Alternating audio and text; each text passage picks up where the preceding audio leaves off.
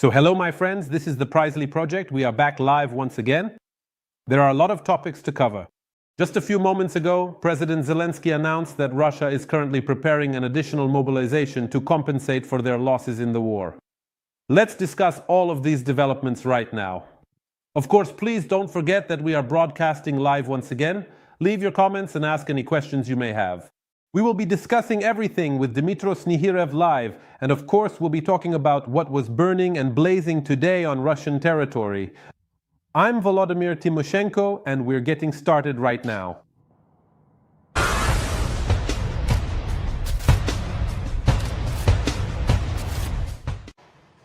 So friends, military analyst Dmytro Snegiryov is already on our broadcast.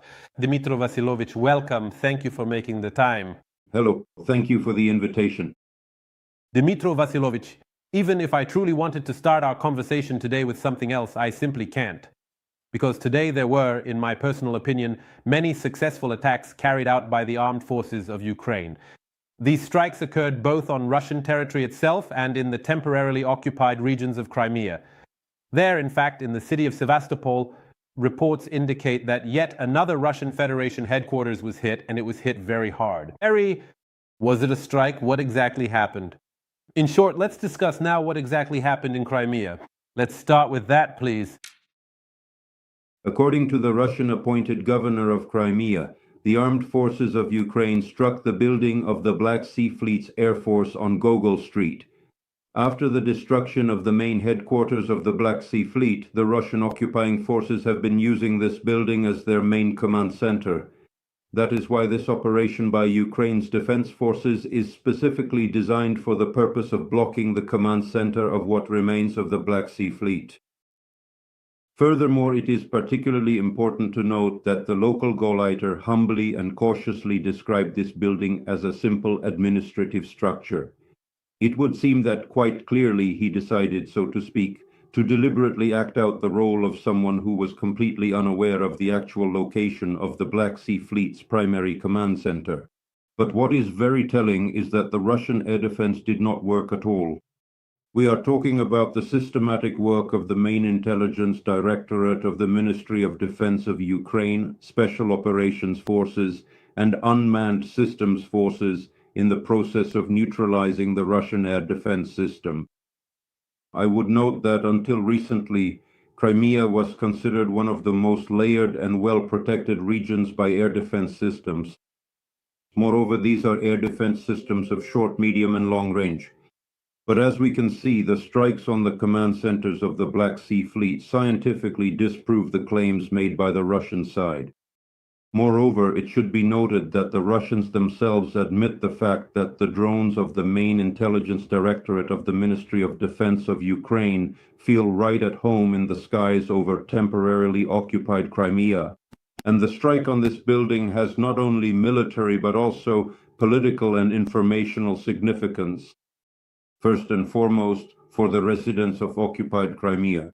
Ukraine is making it clear that Crimea is and remains Ukrainian. Accordingly, the Ukrainian side is considering precisely the military option for returning the temporarily occupied territories. Another particularly noteworthy point to consider is that the Russian side is currently being forced to openly acknowledge the specific and severe nature of the extensive damage that has been caused to this vital facility. Up until this very moment, Razvozhayev has strictly confined his public comments to statements about drone debris, claiming that every single one of them was shot down over the waters of either the Bay or, accordingly, the Black Sea, and about the highly effective work of the local air defense systems. At this point, there are clear and public statements even from the occupation authorities themselves, who acknowledge the significant impact and effectiveness of Ukrainian drone attacks. Moreover, it should be noted that thanks to the effective attacks by Ukrainian drones on the logistical infrastructure of the Russian occupation authorities, there is currently a severe situation with fuel and lubricants in Crimea. By official order of the same Razvozhayev, the fuel limit at gas stations is 20 liters per person. Crimeans can choose either to fill up their tank or to fill a canister. This shows that both the Russian central and local occupation authorities are completely incapable of providing the logistics for the temporarily occupied peninsula. Let me remind you that as a direct result of successful drone attacks carried out by the main intelligence directorate of the Ministry of Defense of Ukraine, the last remaining railway ferry, the Slavyanin, which connected mainland Russia with the temporarily occupied Ukrainian Crimea, has been destroyed. And at the moment, drones from the Special Operations Forces and the Unmanned Systems Forces have successfully and effectively blocked the land crossing in the area of the Konhar Isthmus. The Russian occupation authorities have been forced to issue an order banning the movement of motor vehicles in the territory of the temporarily occupied Kherson region, and accordingly the temporarily occupied Crimea, due to the recent and significantly increased activity of ongoing Ukrainian drone strikes. We are talking about precision strikes on perfectly legitimate military targets, the logistical components of the Russian army, by utilizing Hornet drones, which have a strike range of up to 200 kilometers. But the Ukrainian side is taking a highly innovative and strategic approach, even increasing the technical and tactical characteristics of the Hornet in actual real-time combat conditions by launching aerostats, which extend the Hornet's strike range to 300 and even 400 kilometers. And apparently this is about a total and comprehensive blockade of logistical connections with the temporarily occupied Crimea. And let me remind you, Crimea is exceptionally and critically dependent on its logistics. It's either the ferry crossing or, accordingly, the Kerch Bridge, and the land connection with the mainland part of Ukraine.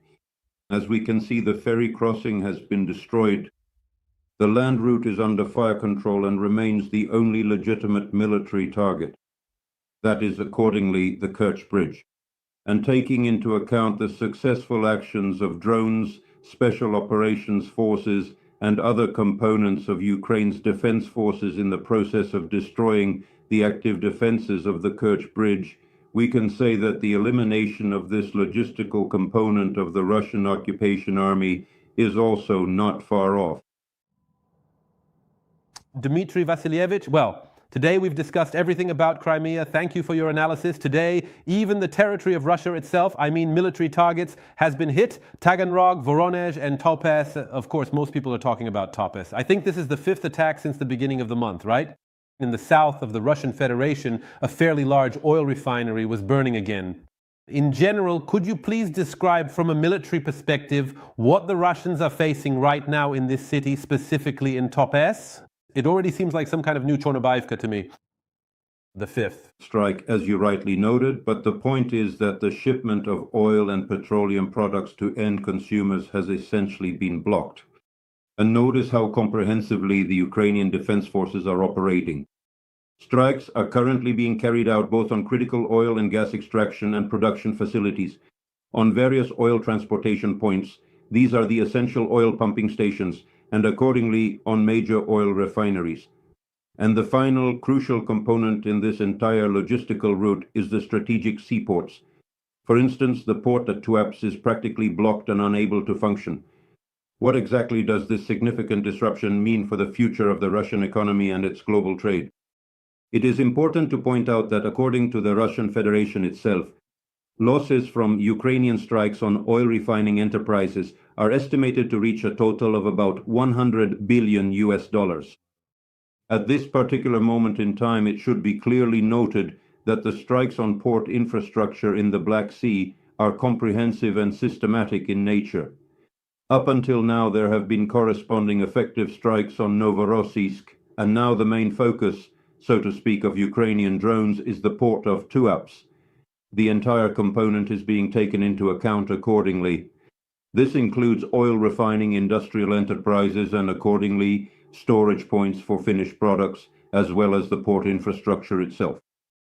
Tuapse is considered one of the largest seaports specifically for the shipment of oil and petroleum products to end consumers.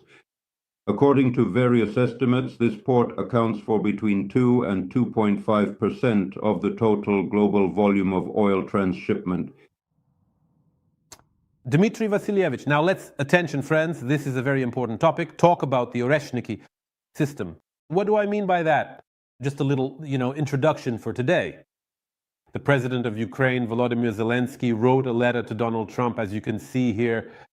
We will talk a bit later about the main point of this letter, Dmytro Snegiryov, but here is the thing. If we are talking about these Oreshniki, let me take a moment to quote the president of Ukraine. Russia has also launched medium-range ballistic missiles called Oreshnik, as he stated. One struck the Kiev region, specifically Bila Tserkva, and the second, according to reports, fell in the temporarily occupied territory of Donetsk region. Now, let's return to the studio. Look, let's be honest here. Russian propaganda, of course, tried to present the information about the second Oreshnik missile system which fell on Russian positions as a fake. But judging by Volodymyr Zelensky's letter, it turns out there really were two Oreshnik missiles. And the second one, so to speak, definitely didn't reach its intended target. That's the story, right? Yes, especially since there is objective control data that confirms accordingly the attack of the second Oreshnik specifically on the occupied territories of the Donetsk region. This is precisely the area of Avdiivka and Yasinuvata. This is the separation of the warheads which was recorded by the cameras. Video surveillance.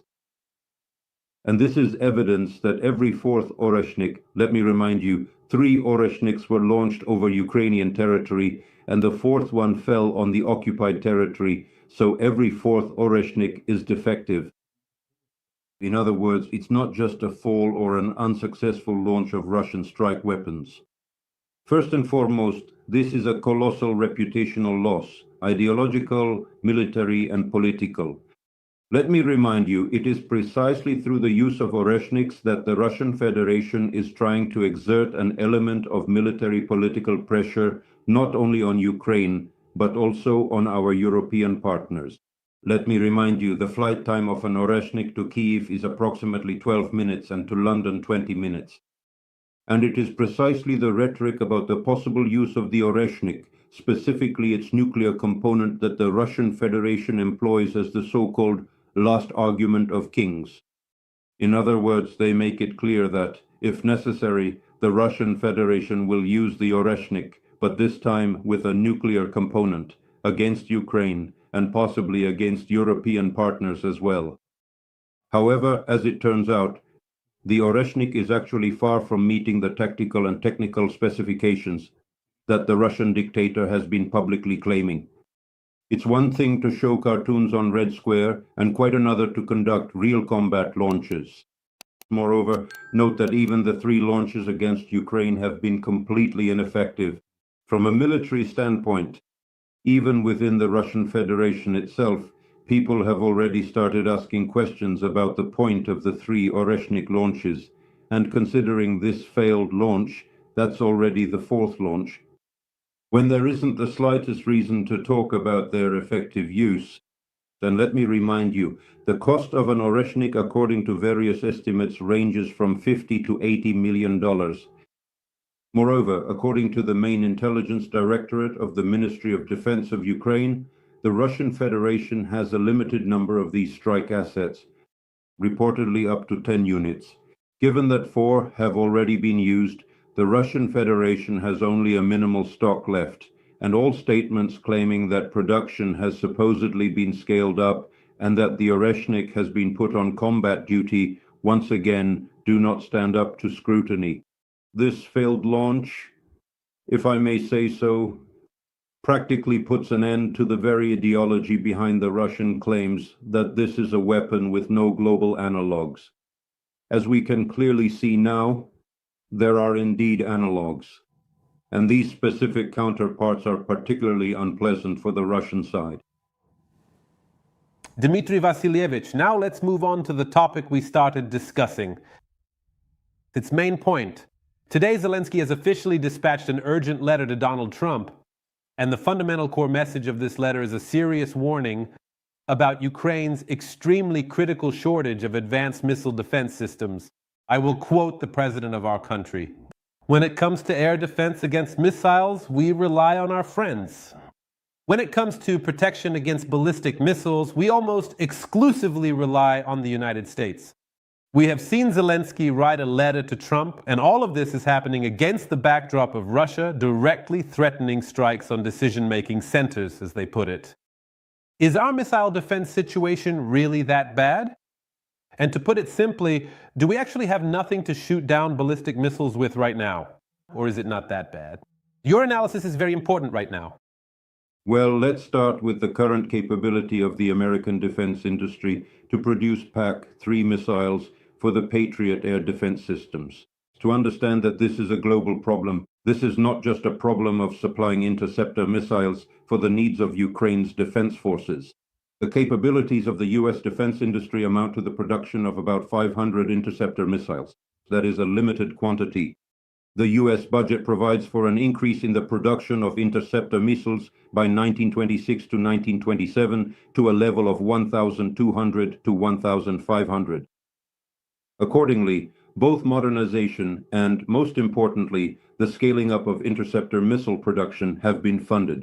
Given Ukraine's increased needs, at this point the United States has granted Poland the opportunity to localize the production of interceptor missiles for surface-to-air missile systems. Let me remind you, until now only Japan had a license to produce PAC-3 interceptor missiles.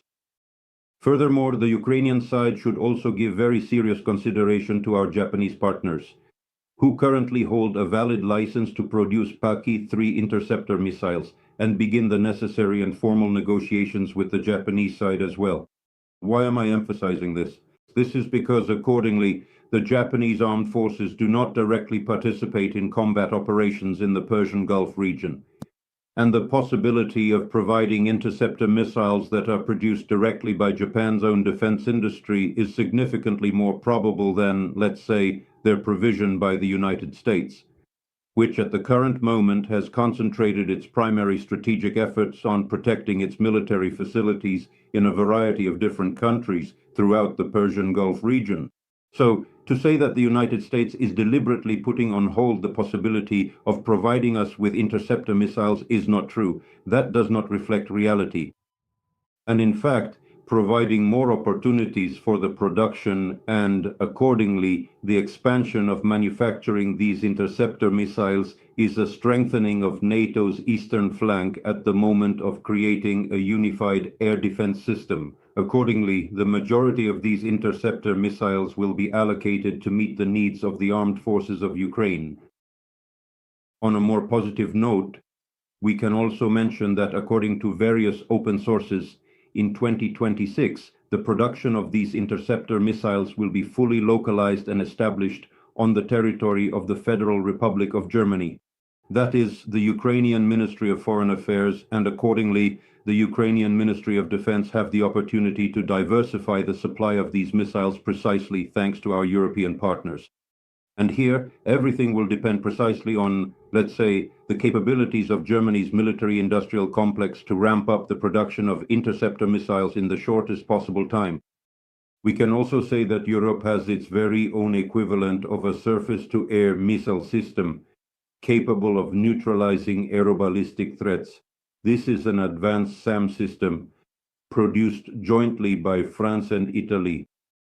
But unfortunately, I have to point out that the possibilities for expanding production and accordingly adequately fulfilling the urgent requirements of Ukraine's defense forces with the SAM-TSAM system are quite limited at this moment. It's an open secret that the French side is not even able to provide maintenance for the two SAM-PT surface-to-air missile systems that were previously delivered for the needs of the Ukrainian armed forces. Therefore, as we can see, this is unfortunately a global problem faced by NATO countries and the United States. But conclusions have been drawn and the necessary funding has been secured.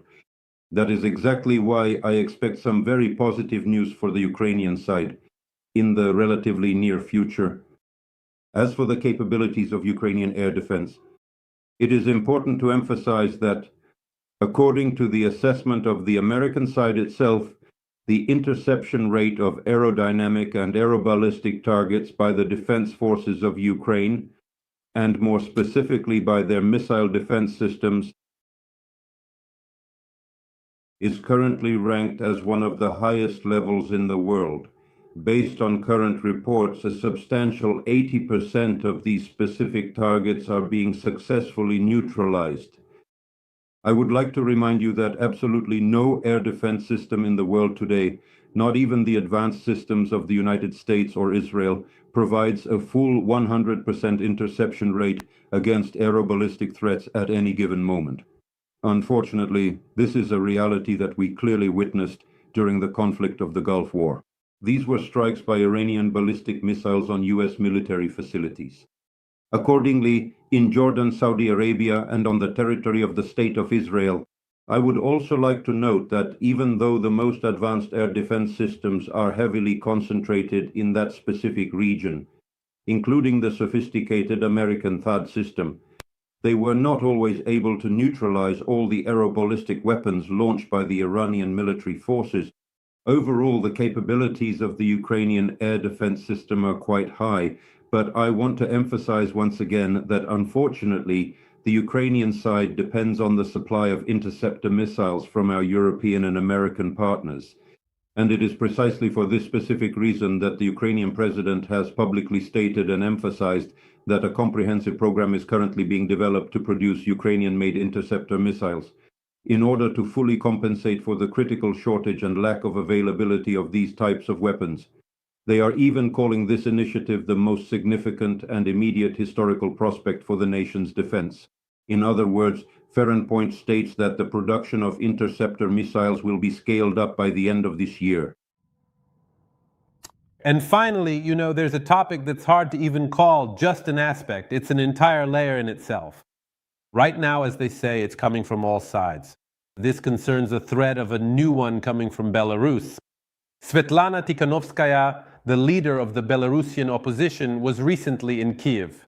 We remember Zelensky's statement, which makes it clear that Tikhanovskaya is considered the president of Belarus. But nevertheless, we know very well that anything can be expected from Lukashenko. We also fully and clearly understand the reality that it is far better to slightly overestimate the strength of the enemy than to underestimate them. But overall, in summary, as we stand here now at the very end of May 2026, is there a genuine and immediate threat of a full-scale new invasion coming from the territory of Belarus? It doesn't matter whose troops, Belarusian or Russian. What is happening now at the border? At the moment, according to the data from the State Border Guard Service of Ukraine, there has been no recorded redeployment of Russian armed forces operational units with the Confederation on the territory of the Republic of Belarus.